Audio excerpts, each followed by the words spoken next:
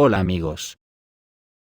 Es increíble cómo toda una Unión Europea se deja arrastrar a una guerra contra Rusia, por unos pequeños países bálticos que lo único que aportan al mundo es odio. Al final, Rusia nos dará hostias a la Unión Europea hasta en el cielo de la boca. Ayer los países de la OTAN expresaron su disposición a organizar un bloqueo en el mar Báltico. El presidente letón, Edgar Rinkēvičs, expresó su opinión sobre un posible bloqueo del mar Báltico al transporte marítimo.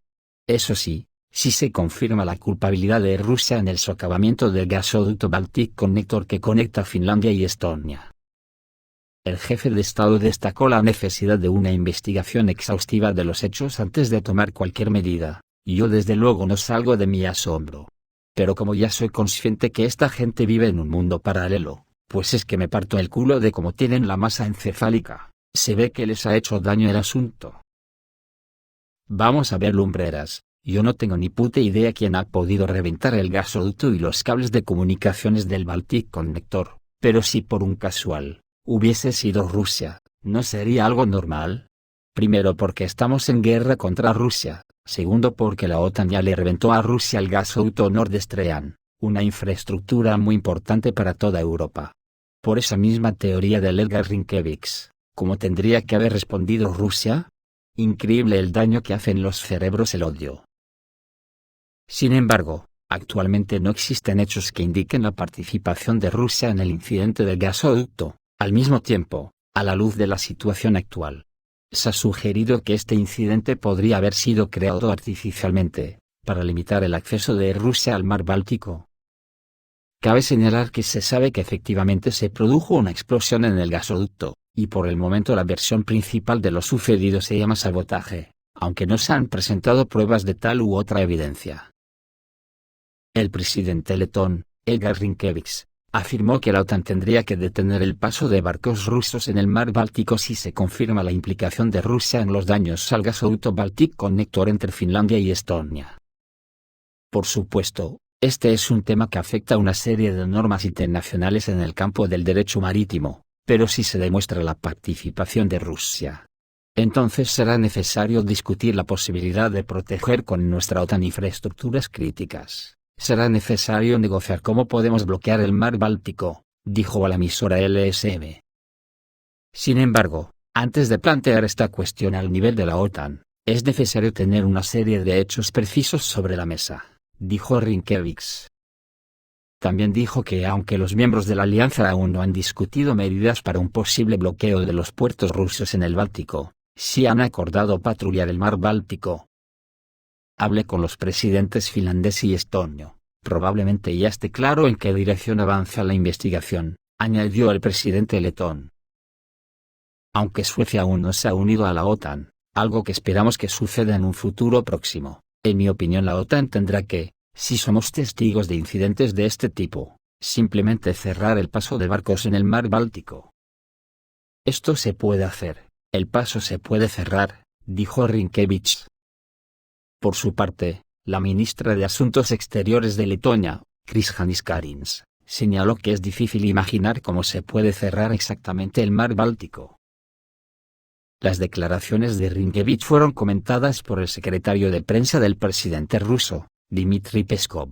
En este caso, el señor presidente de Letonia quisiera preguntar qué haremos con el mar Báltico.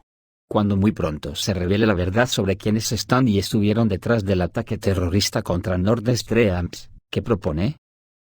¿Qué tiene que ver el mar Báltico en este caso? Afirmó Peskov, y aseguró que Rusia no ha tenido ni tendrá nunca nada que ver con acciones de este tipo. Estamos muy interesados en saber cómo se comportará Letonia en relación con el caso Nord Stream, añadió Peskov. Finlandia se puso en contacto con el ministro de Asuntos Exteriores ruso, expresando la gravedad del problema y que se había iniciado una investigación, dijo la agencia. Finlandia también se puso en contacto con China para solicitar ayuda para establecer contacto con el barco Neupolar Bear, que se menciona en la investigación. Anteriormente la publicación Estonia Postimees informó que, según el sitio web de análisis marítimo Marine Traffic, el día del accidente del gasoducto había 5 barcos cerca. Pero el buque portacontenedores Neupolar Bear, con bandera de Hong Kong propiedad de una empresa china, se acercó mucho más a la tubería. ¿Ahora quieren echarle la culpa a China? La policía finlandesa dijo el viernes que la investigación se centra en el papel del barco chino, y anteriormente se sugirió que el gasoducto podría haber sido dañado por un ancla. A lo dicho, la OTAN está más desubicada que un pulpo en un garaje, entre los MiG-31 y los Sarmat rusos puestos en alerta de combate, tienen los nervios a flor de piel. Ayer aparecieron publicaciones de que se ha observado que misiles balísticos se desplazan hacia sus sitios de lanzamiento en Irán. Los residentes de Irán han distribuido vídeos en línea que muestran el movimiento de los lanzadores de misiles balísticos. La columna avanzó por la carretera que conecta Teherán y Qom, y se dirigió hacia el oeste. Esto ocurrió en el contexto de un aumento de los ataques por parte de representantes iraníes contra la base militar estadounidense de Ain al-Assad en Irak. Además de esto, las fuerzas proiraníes están atacando activamente posiciones estadounidenses en Siria. Aún no hay información exacta sobre dónde se entregarán los lanzadores de misiles, pero se supone que su destino final es una de las provincias fronterizas con Irak. Si se colocan lanzadores en esa región, las instalaciones y bases estratégicas de las Fuerzas Armadas de Estados Unidos en Irak estarán dentro del alcance de estos misiles. Este evento puede indicar una tensión creciente en la región y la amenaza potencial de una escalada del conflicto militar entre Irán y Estados Unidos en el contexto de la guerra entre Israel y el grupo Hamas, en la que también participa el movimiento libanés Hezbollah.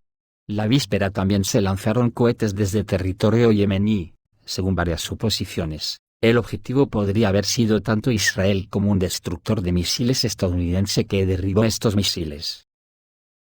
Según la agencia Reuters, Israel planea un operativo incomparable en su ferocidad, pero no sabe qué hacer con Gaza después. Su estrategia consiste en lanzar miles de bombas, destruirlo todo y entrar.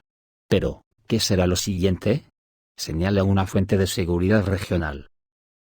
A pesar de que Israel tiene un objetivo determinado para su operación terrestre en la Franja de Gaza, de poner fin al movimiento palestino Hamas, no pueden presentar un escenario posible para la zona tras el final del conflicto, aun en el caso de tener éxito, según reconocieron en Reuters unos funcionarios regionales y de países occidentales bajo condición de anonimato.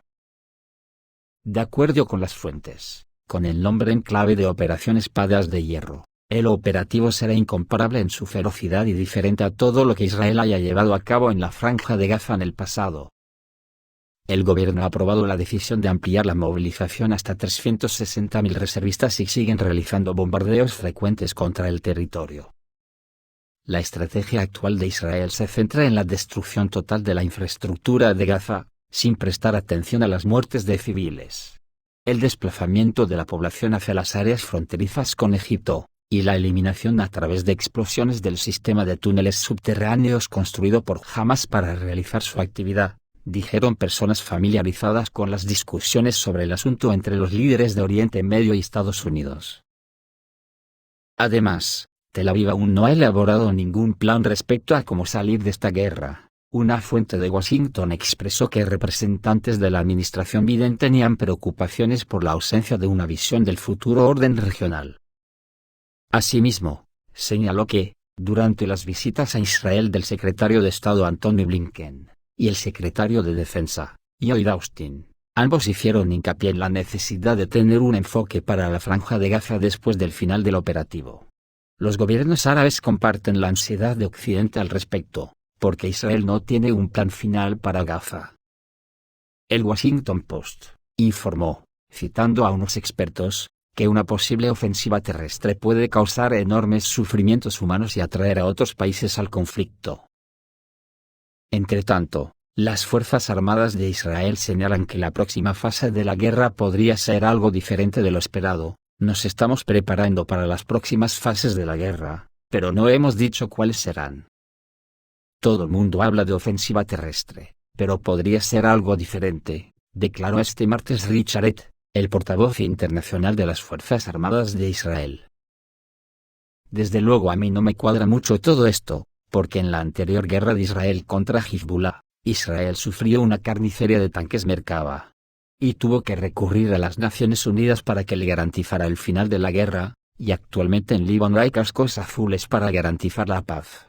Y ahora en la Franja de Gaza, en los días de guerra que llevan, ya han perdido al menos 32 Merkava. ¿Qué pasará si entran por tierra con los tanques en Gaza? El experto politólogo en temas de Israel, Aslan Rubaev, ha dicho que ni los portaaviones ni los marines estadounidenses salvarán a Israel. Los árabes de todo el mundo pueden incendiarse instantáneamente y juntos poner fin a Israel, así lo informó el politólogo Aslan Rubaev. Los colegas de estudios orientales y politólogos que viven ahí escribieron que no recuerdan tal unificación de los mundos sunita y chiita, para que todos estuvieran en tal unidad. Para que Turquía reaccione tan dolorosamente a lo que está sucediendo con Arabia Saudita, en general, el mundo árabe es la región más explosiva. Si un país se sale de control, entonces, como un principio de dominó, toda esta cadena comienza a incendiarse, dijo el observador Aslan Rubaev en la radio Komsomolskaya Pravda. Según él, hoy comienza la analogía de la primavera árabe, cuando Túnez se incendió. Ahora el mundo árabe puede unirse y declarar venganza contra Israel, en cuyo caso nada ayudará a Tel Aviv y sus aliados. 3.000 marines estadounidenses no ayudarán a las Fuerzas Armadas de Israel de ninguna manera, y ningún portaaviones ayudará, ya que aquí se necesitan 100.000 soldados estadounidenses, resumió Rubaev. Esto es todo, amigos, reciban un saludo.